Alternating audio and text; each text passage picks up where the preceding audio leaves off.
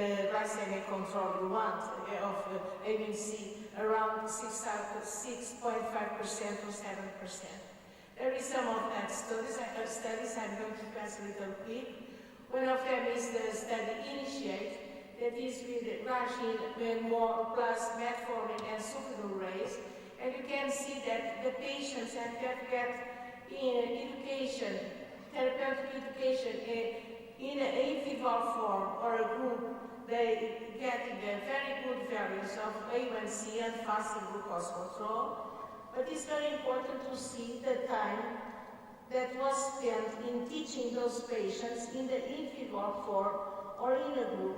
And those times are visits that the patients come to the team to understand how to treat each dose of insulin, and also the number of hours that the patients were connected by telephone to the health team.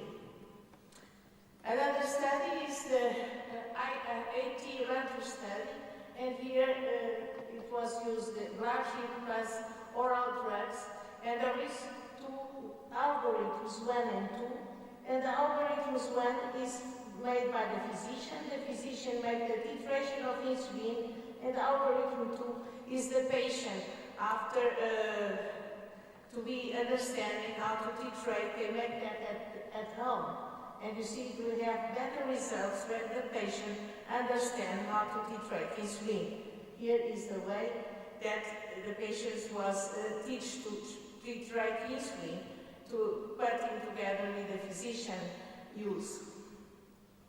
Another step is the United States Predictive 313 trial, and here also they use the insulin and oral drugs, and use is the same, is the way to titrate.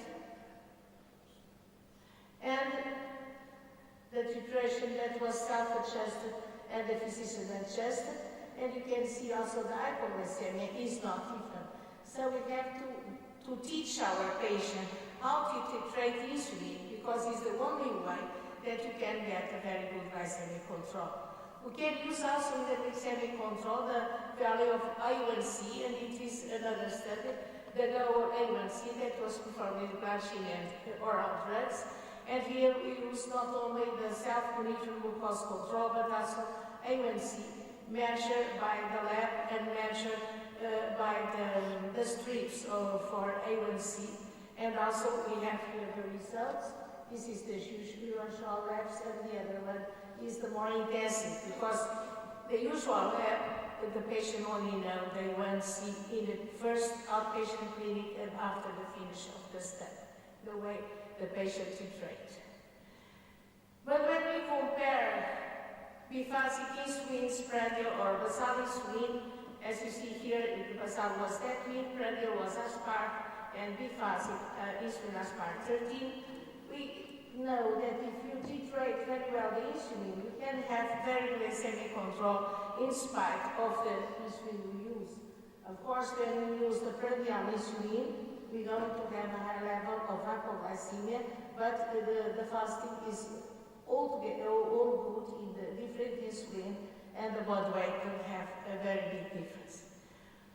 The last study I want to speak about is the L2T3 study that compared glargine with tetmine, and the endpoint of A1C is similar in both insulin. The patient have into a high dose of tetmine, and you know that is related with the pharmacodynamic of tetmine insulin, but have less weight gain, and that is also important.